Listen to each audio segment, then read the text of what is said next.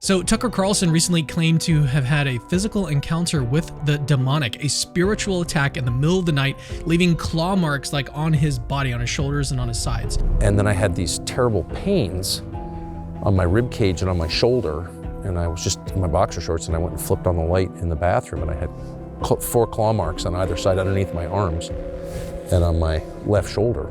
Even more intriguing, this experience triggered an intense desire for him to dive into reading the Bible. He read it for a year straight to shed light on Tucker's experience and explore what might have actually happened. Here I've invited none other than Father Carlos Martins, a Catholic priest and exorcist. He's been on the channel a bunch. Father Martins has years of experience dealing with cases of demonic possession and oppression and even vexation. We'll hear his expert perspective on whether these events align with the church's understanding of spiritual warfare, and more importantly, what lessons we can actually take from Tucker's crazy story. So let's go ahead and begin with the first clip in which Tucker describes being mauled by a demon in bed.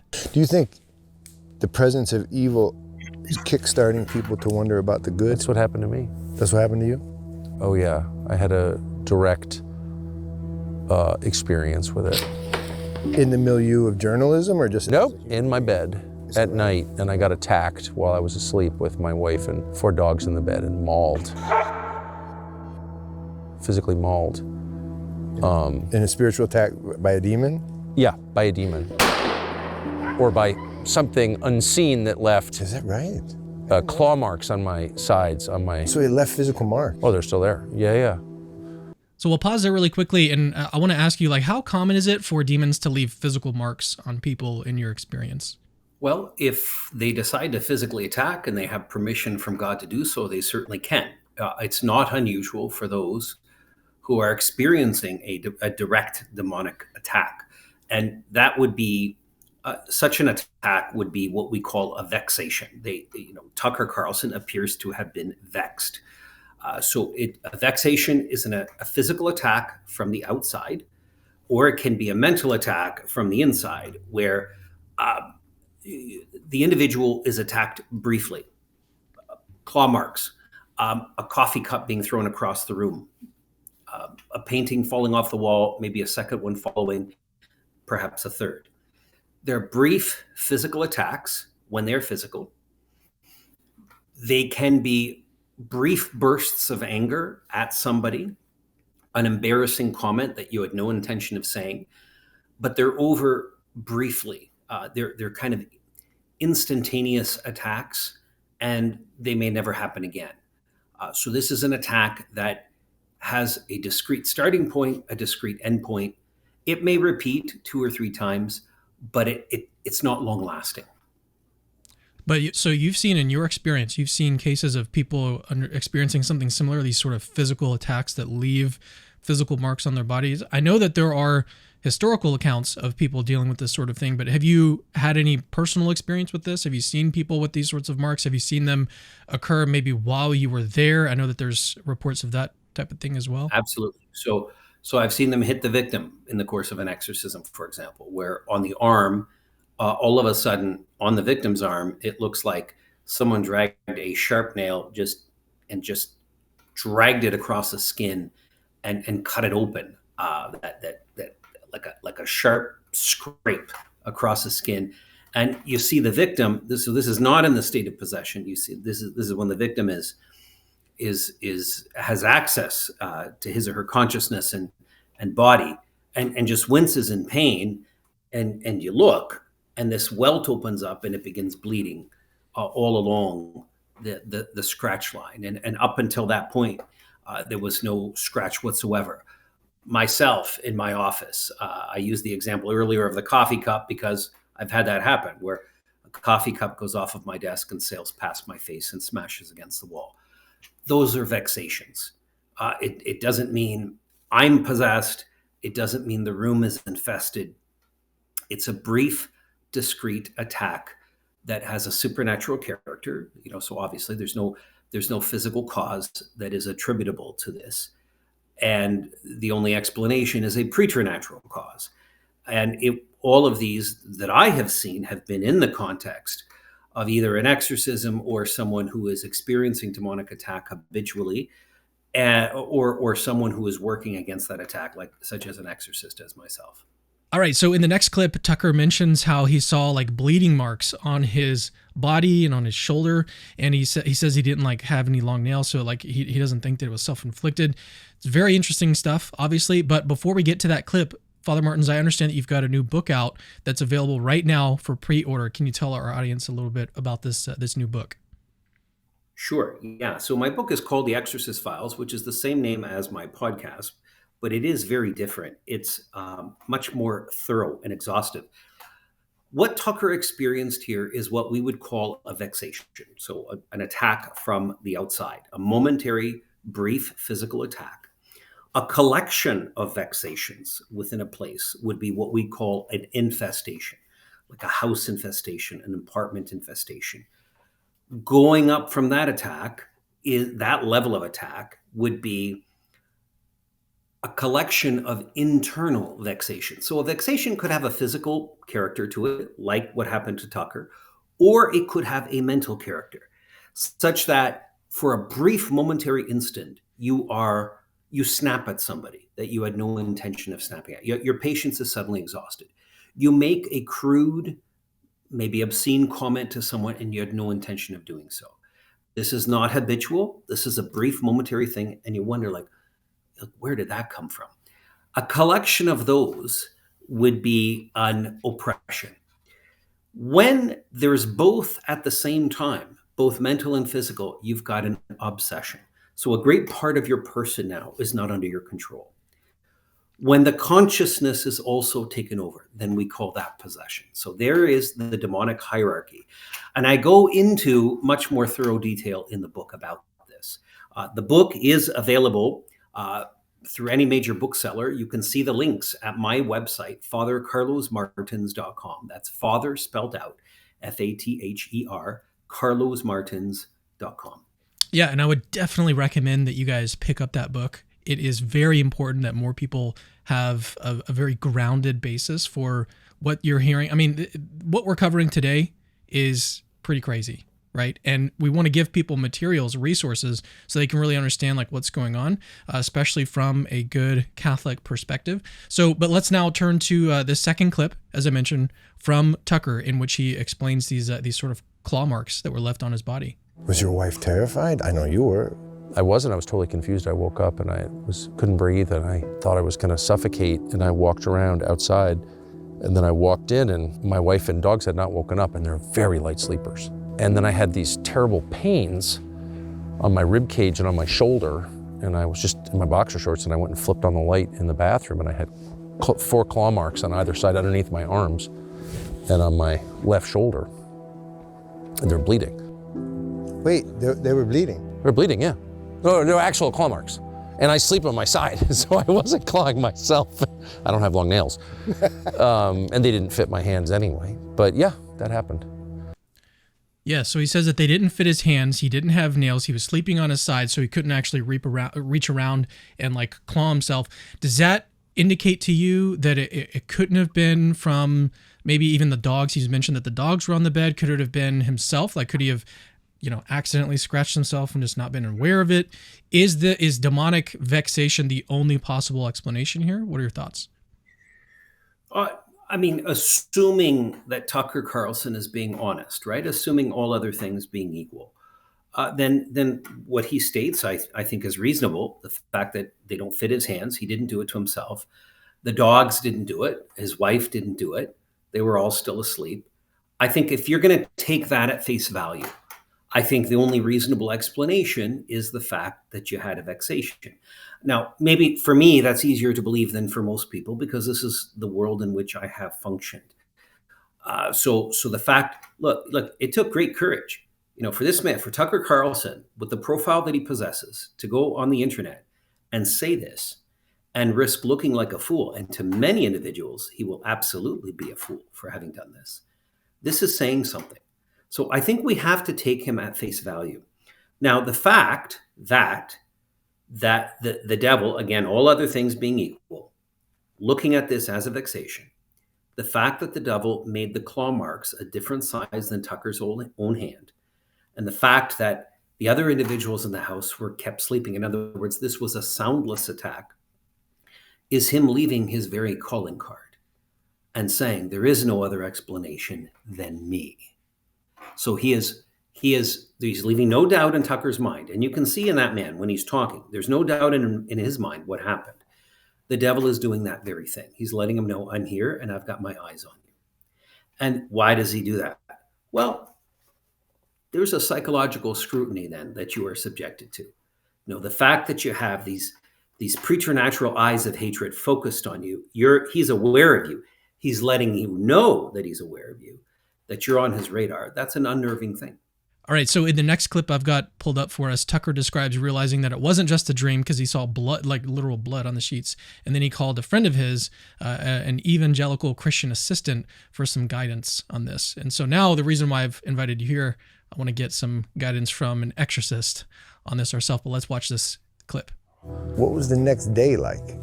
Well, the next morning I woke up and I thought that was the weirdest dream I've ever had. And then I saw blood on my sheets and I realized that was not a dream at all. So I called my assistant, who was like the only evangelical Christian I know, well enough to call with something bizarre like that, totally bizarre like that. And she said, oh yeah, no, that happens. Yeah, people are attacked in their bed by demons. What? What are you even talking about? Yeah. So, I'm not leaving anything out, and I'm not pretending to understand that. I can only say what happened to me, and that did happen to me. All right, so we'll pause there and get some comments from you on this. What are your thoughts on him reaching out to his evangelical friend? What sort of stuck out to me, is that he doesn't really have like a background. He doesn't have the sort of explanatory resources, one way to put it, to explain what happened to him, because it doesn't seem like he's really that religious, doesn't come from a very strong faith background. So he didn't really know like what's going on. And then he calls his evangelical friend. She's like, oh yeah, it happens. Like this kind of stuff is normal. Which I guess isn't going to be too far from your response from this, right? Because of your experience. Right. Yeah. So this tells you an awful lot about Tucker and the experience that he had. So again, it took great courage for a man like him to come on the internet and make this disclosure. It took an even greater courage for him to say, I didn't know what to do. So I just called somebody who I thought may have more of an answer than I do. But immediately his instinct was to respond with the Christian faith. And I don't have enough of it myself, or at least I certainly don't have enough knowledge. So I'm going to ask somebody who I think has more than me. And so this person reassured him, his assistant, yes, demons do attack people in their sleep. And there was an incredulity on his part, right? This was not an answer that he was expecting. But all of this goes to show you that the engineer of all of this is not the devil. The engineer is God. Whenever the devil attacks, it is only because he has the express permission of God. And why would God do that? Well, look at what it's done to Tucker Carlson. It's turned him more towards a God, certainly more than what he was, right? It began him on a faith journey. The man has been touched and he's pursuing God. And that event in and of itself, what he has found in God, has given him enough courage to go online and give this disclosure, for which I applaud him. Again, took great courage on his part. So your claim here is that God allowed this to happen because he knew sort of what would occur after the fact. Absolutely. God is in charge. He is the sovereign Lord of the universe. The devil has no power over God. So that God gives the devil power. Why? Well, the classic answer for that, the Christian answer, is that God permits evil in order to bring forth greater good. We have Saint Augustine of Hippo to thank for that great articulation of that Christian principle, that the devil, through his action, through his rage, through his attack, through his rebellion, is nevertheless fulfilling God's will, precisely because all of his actions bring forth greater good. So I've got some thoughts on this because this touches on the problem of evil. I've done a whole lot of thinking on this topic. One way to articulate here's a really good analogy from vaccines. So you get your child a vaccine. What you do is you go to the doctor's office, you get them a vaccine, and that's suffering, right? They're experiencing some suffering, and the idea here is that they're going to avoid some really bad thing that's going to happen in their life. And so there's this greater good, like avoiding this disease or whatever. That's why you allow them to suffer in that situation, even though they may not understand, like, why, Daddy, why are you, letting this guy poke me with this needle? They may not understand at whatever age they are, but there's nevertheless a reason why you're allowing that to happen. So that's one analogy you can use. Now, some people are going to provide some pushback on that. They say, well, even in God's, like, it's just still like, there's something wrong about that. Like, why would you go through this scenario? Why would you think that it's moral for God to be able to do that? Because really what it's about is he's trying to attain this greater good, but that just seems problematic. So one way around this is to instead suggest that there's these great values that God has in mind. What he wants to do when he's thinking about creating a specific world is that he's trying to instantiate or create a world that has the most value possible. And in a world where there are these sorts of virtues that can be created through something like this situation with Tucker, where he's experiencing this suffering, he's now having to express all of this courage to come out with this information, to wade through the different, possible explanation. What could this have been? We're going to learn later that he's been reading his Bible for the past year. These are really great goods that bring value to the world. And God knows, because he's omniscient, what sort of different value propositions are going to be on offer if he creates this world, if he creates this world. And so you don't have to think about it like, God is only allowing this to bring about some consequence. You don't have to think about it in those terms necessarily. You could think about it in terms of like a value proposition. Like, God wants to create a world that has a whole lot of value. This is a kind of world that has a whole lot of value.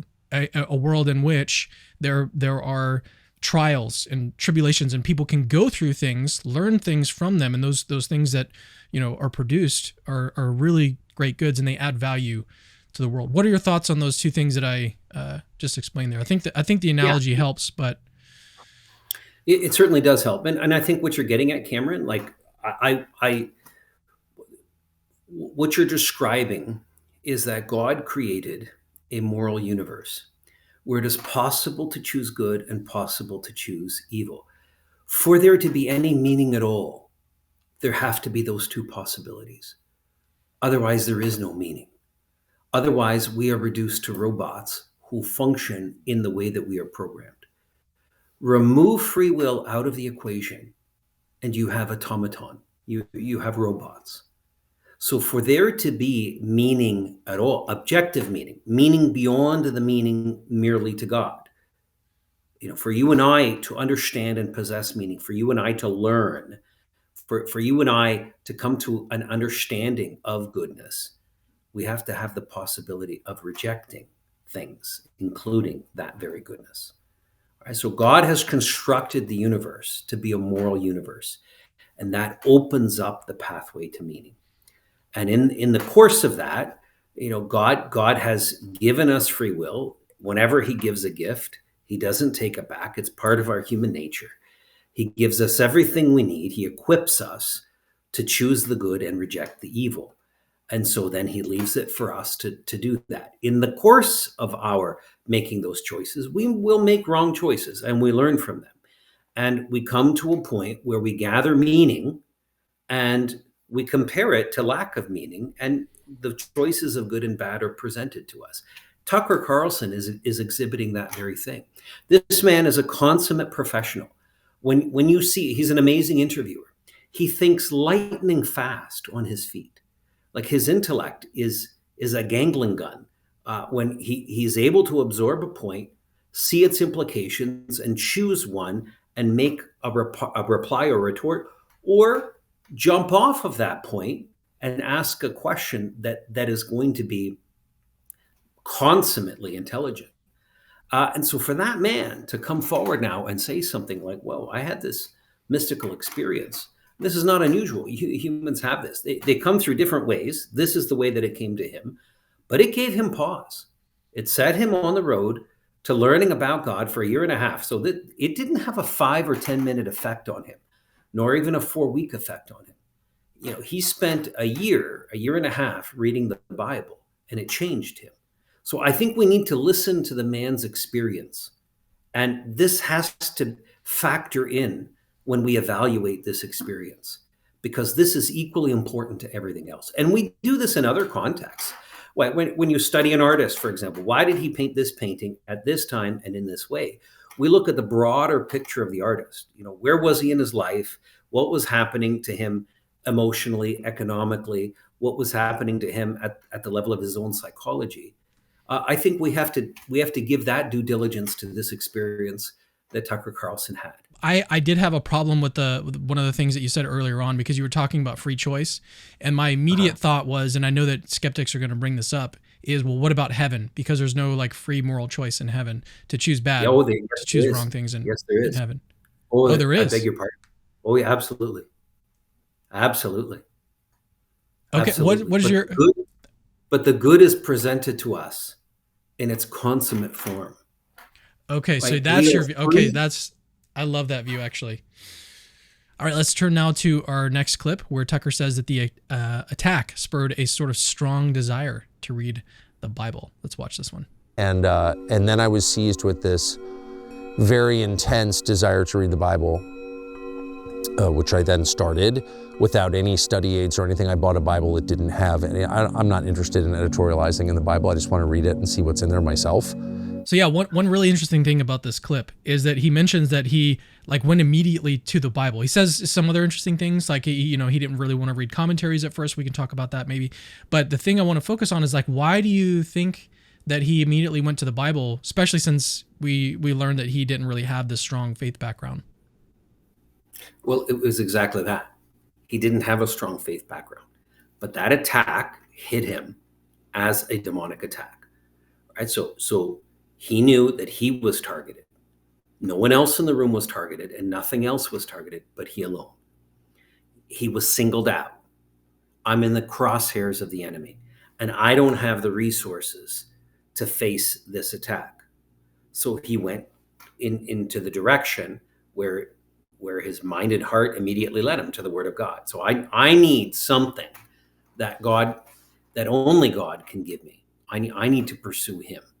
And this is the story that has played out since the fall of man, where we intuit being attacked and we seek God whenever that attack happens. And it may not be diabolical, but just the fact that our own vulnerability, our own weaknesses hit us. And then we seek strength. We seek divine assistance in God's word, right? This is the human story. It has played out since the dawn of man. All right, we've got 2 more clips, and in this next one, he expresses some skepticism towards Christian pastors. Let's go ahead and watch this one. Very low levels of trust for Christian pastors, most of whom, I'm just not a fan at all. And sorry to say that, but that's how I feel. And so I don't want to hear other people's opinions. I just want to see what's in there. And so I spent a year and a half reading it, and then I started rereading it. And it was just a transformative experience for me, but I'm not, holding myself out as someone from whom you could get theological advice, because I'm Sure, not. of course. He says that he don't take me as like a theologian, don't come to me with all of your questions. But the interesting thing here is that he says that he's, skeptical of Christian pastors. What do you think is fueling that skepticism on his part? Well, I don't know. I mean, I don't know his personal experience. I take anyone at face value. He may have had a terrible personal experience. Certain scandals may have hit him terribly, and okay, fair enough. But the point is that God has broken through in the context of this demonic attack, and through it, and now he's pursuing God. And in the course of that, he may change his mind. He may find a Christian pastor that has those qualities that he sees that can help him, and to whom he opens his heart and his mind. And fine, good enough. Look, we all have been in places where we mistrust certain people. Most of us mistrust telemarketers, and they're not, we're not thrilled when we get a telemarketer on the phone. And I don't know Tucker's experience with Christian pastors. And so, hey, fair enough. They're not his favorite people. And I think the point, though, is that one can see that God is working on him, that something has penetrated through. And again, he's gone publicly now to say this, and that experience was a pretty powerful experience to Tucker Carlson. What if you could give him some advice? What advice would you give him in terms of like his distrust for these religious leaders? Like, especially if someone wants to, I mean, he seems like he's sort of being influenced by Christianity in some sense. He like just read the whole Bible, but if he wants to stay within Orthodox Christianity, what sort of advice would you give him? I would give him the same advice I'd give everyone. Get rid of the sin out of your life. Right? I don't know Tucker Carlson. I don't know what sin he may not have in his life, but this is my general advice to everyone. Get rid of the sin out of your life. Open your heart to God and obey him. The mark of a disciple is not faith. The mark of a disciple is obedience. Start obeying God. Get holy. Develop a prayer life. Develop a life in which you make yourself docile to God. Only God can make you holy. So pursue him and pursue that path. And then not only will you become a better person, but the clarity of your path in front of you opens up because you possess grace inside you. And your heart begins to soften against certain persons, certain things that you had no tolerance for in the past. So maybe you will find a Christian pastor. Maybe you can listen to some with an open mind. I don't think that we're all evil. Obviously, I don't think that. But in your movement towards perfection, you will become perfection. You'll become more and more perfect. And so the way that God has touched other things in other persons start to resonate with you. And you begin to be able to pursue them in an unbiased way, in a way of an open heart that any and every saint possesses. All right, so for our last clip, Tucker talks about how the presence of evil launched him into a new spiritual awareness. This clip is pretty interesting. Let's watch this one. I don't know. I don't understand any of it. But yeah, that happened. God to me. allowed the demon? I have no idea what happened. All I know is I was dead asleep with my wife and dogs, and I woke up with claw marks on my rib cage underneath my arms, and it didn't even make sense. My arms would, anyway, whatever. No one has to believe me. I don't care. It doesn't matter. But that happened to me. Look.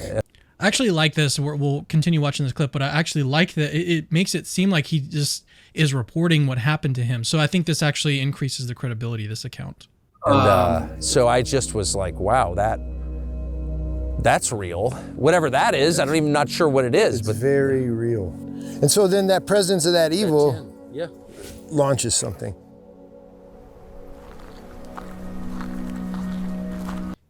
Yep, that's pretty much the end there. What are your thoughts on this this last clip here? Yeah, so obviously it is something real for him. It caused a response, a very deliberate response. He didn't even know how to define it. And that question is a pungent, pregnant question. What happened? Well, I don't even know what happened. I don't know. And so his response was a built-in one that for me, I can see God moving in that. I can see that because it didn't have to happen that way, but it did. And for me, this is one of the signature ways in which I see God moving. When I work with people who have suffered vexations, who have been demonically attacked, there's an awareness. Like, I went this way and I got profoundly hurt. I'm going to go the other way, and I'm going to follow something that I've heard from others is a path to health, to life, to happiness. And this is what has happened to Tucker.